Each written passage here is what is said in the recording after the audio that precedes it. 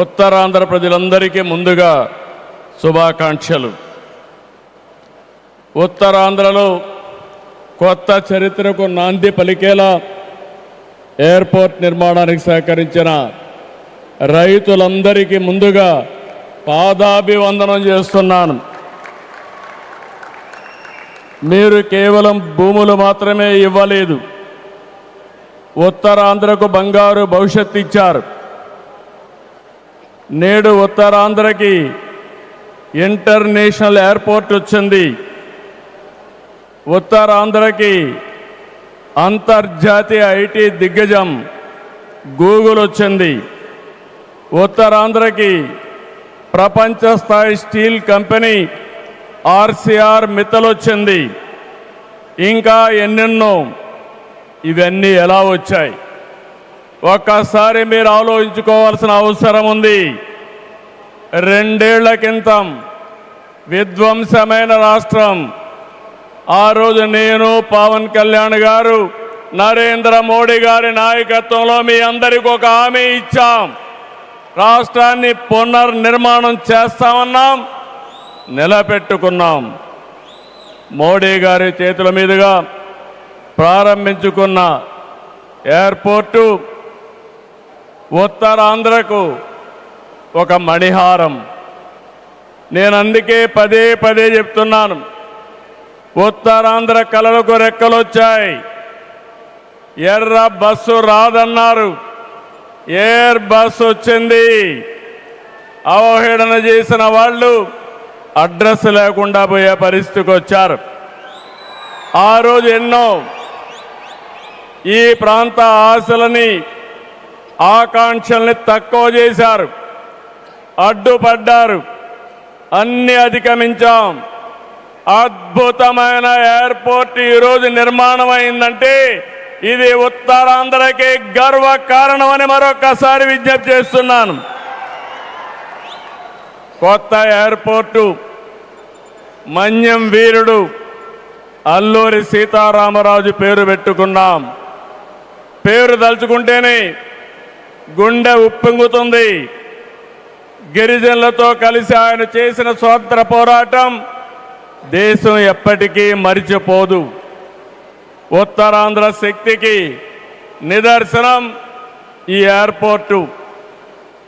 ఎందుకంటే ఈ ఎయిర్పోర్ట్ నిర్మించింది ఎవరో కాదు, ఉత్తరాంధ్ర వాసి జిఎంఆర్, ఈ ప్రాంత వాసి. ఇంకొక పక్క దీనికి తొలుగు అడుగు వేసిన అశోక్ గజపతి రాజు ఇక్కడి వారే. ఏవియేషన్ మంత్రిగా నిర్మాణం పూర్తి చేసే బాధ్యత తీసుకున్న రామ్మోహన్ నాయుడుది కూడా ఉత్తరాంధ్రనే. ఇది ఉత్తరాంధ్ర సత్తా అని మరొక్కసారి మీ అందరికీ విజ్ఞప్తి చేస్తున్నాను. ఈరోజు ఉత్తరాంధ్ర దశ దిశ మార్చి కీలక ప్రాజెక్టు ప్రారంభానికి వచ్చిన మోడీ గారికి మనస్ఫూర్తిగా ధన్యవాదాలు.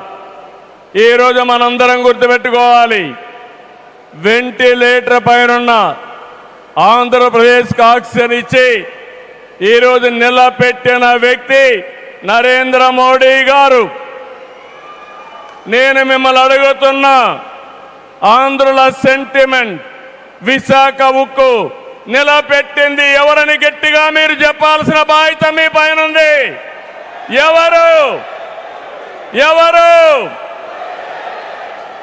విశాఖ రైల్వే జోన్ మంజూరు చేసి విభజన హామీని నెరవేర్చింది ఎవరు?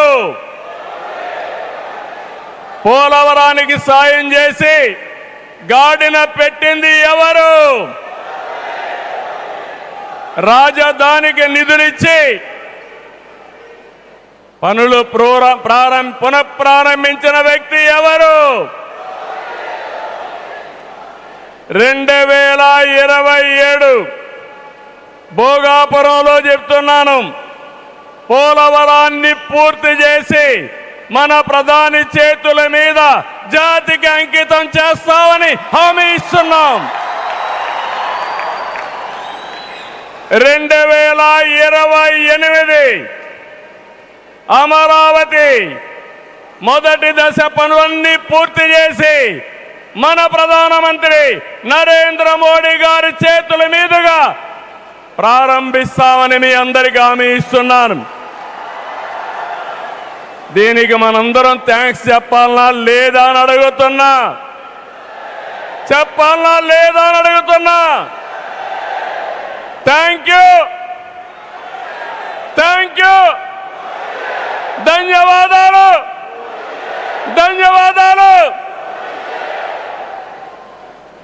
ఏఎస్ఆర్ ఎయిర్పోర్టు 2703 ఎకరాలు, 5641 కోట్ల రూపాయలు అద్భుతంగా వచ్చింది.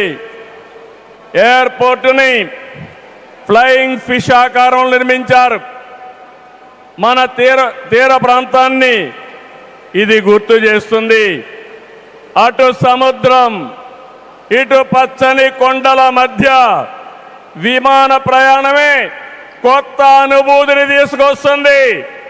నేను చాలా విమానాశ్రయాలు చూశాను, కానీ భోగాపురం ఒక ప్రత్యేకమైన ఎయిర్పోర్ట్ అని మరొకసారి మీకు విజ్ఞప్తి చేస్తున్నా. ఎయిర్పోర్ట్లో అడుగడుగున తెలుగు కళలు, సంస్కృతి కనిపిస్తున్నాయి. తెలుగు ముగ్గులు, ఏటి కొప్పాక బొమ్మలు, కూచిపూడి నృత్యం, తోలు బొమ్మలాట, బొబ్బలి వీణ, నాదస్వరం, లేపాక్ష నంది వంటివి ప్రతిబింబించేలాగా తీర్చిదిద్దారు. విశాఖ నుంచి భోగాపురాన్ని నిర్మించే బీచ్ కారిడారు ప్రకృతి అందాలతో మరింత ఆకర్షణ తెస్తుంది. గ్లోబల్ ఏరోస్పేస్ ఏవియేషన్ హబ్కి GMR Manasa aviation university, ASIP semiconductor ప్రాజెక్టుకు శంకుస్థాపన చేసుకున్నాం. జిఎంఆర్ విఎఫ్ స్కిల్ డెవలప్మెంట్ సెంటర్కి ప్రారంభించుకున్నాం. శంషాబాద్ ఎయిర్పోర్టుతో తెలంగాణ దశ దిశ మారింది. భోగాపురం ఎయిర్పోర్టుతో